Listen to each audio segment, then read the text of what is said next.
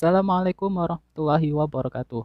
Salam sejahtera untuk kita semua. Perkenalkan, nama saya Abdurrahman Nur Karim, NIM saya yaitu 2892 050092. Saya dari Universitas Pancasakti Bekasi, Fakultas Ekonomi dan Bisnis, Prodi Manajemen.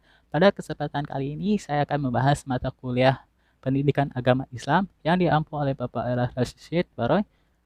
Dan pada kesempatan kali ini saya akan membahas tema yaitu tentang pendidikan agama secara umum dan bagaimanakah hubungan antara pendidikan agama dan Pancasila.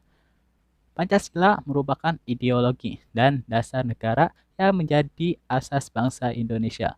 Deklarasi hubungan Islam dan Pancasila dalam pandangan Kiai Ahmad Siddiq merupakan berarti menyajarkan Islam sebagai agama dan Pancasila sebagai ideologi, karena hal itu dapat merendahkan Islam dengan ideologi atau isme-isme tertentu.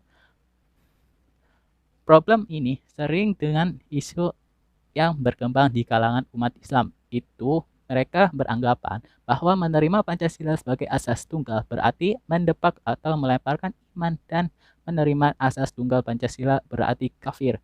Sedangkan kalau menerima keduanya berarti musyrik. Hal ini ditegaskan oleh Kiai Ahmad Siddiq sebagai cara berpikir yang keliru.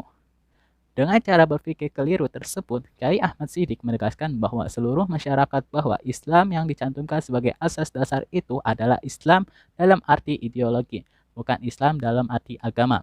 Langkah ini bukan berarti menafikan Islam sebagai agama, tetapi mengontekstualisasikan Islam yang berperan bukan hanya jalan hidup, tetapi juga sebuah ilmu pengetahuan dan pemikiran yang tidak lekang seiring perubahan zaman.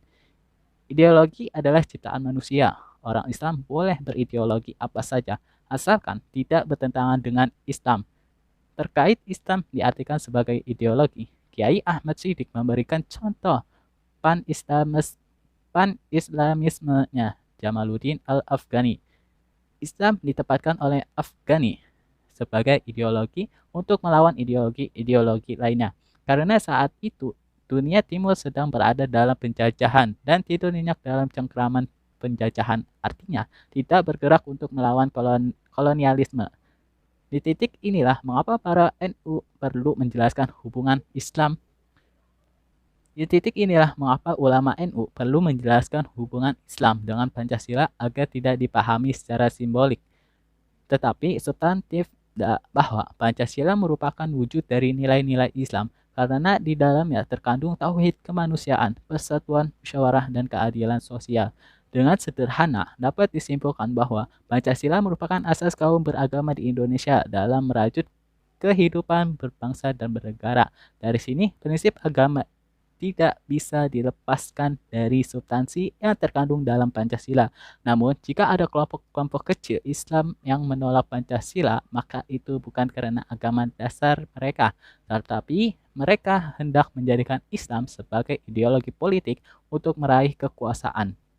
Berikut 5 poin deklarasi hubungan Pancasila dengan Islam yang dirumuskan oleh sejumlah kiai pada musyawarah nasional Alim Ulama NU tahun 1983 di Situbondo. Deklarasi hubungan Pancasila dalam Islam. Bismillahirrahmanirrahim.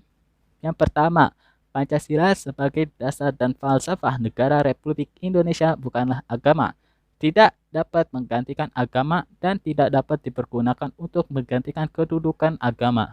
Yang kedua yaitu sila ketuhanan yang Maha Esa sebagai dasar negara Republik Indonesia menurut pasal 29 ayat 1 Undang-Undang Dasar 1945 yang menjiwai sila-sila yang lain, mencerminkan tauhid menurut pengertian keimanan dalam Islam.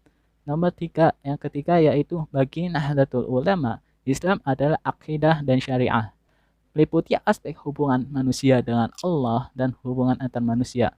Yang keempat yaitu penerimaan dan pengamalan Pancasila merupakan perwujudan dari upaya umat Islam Indonesia untuk menjalankan syariat agamanya.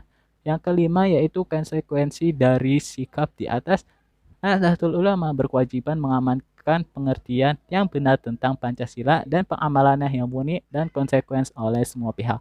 Nah, itu aja yang dapat saya sampaikan. Kurang lebihnya saya mohon maaf.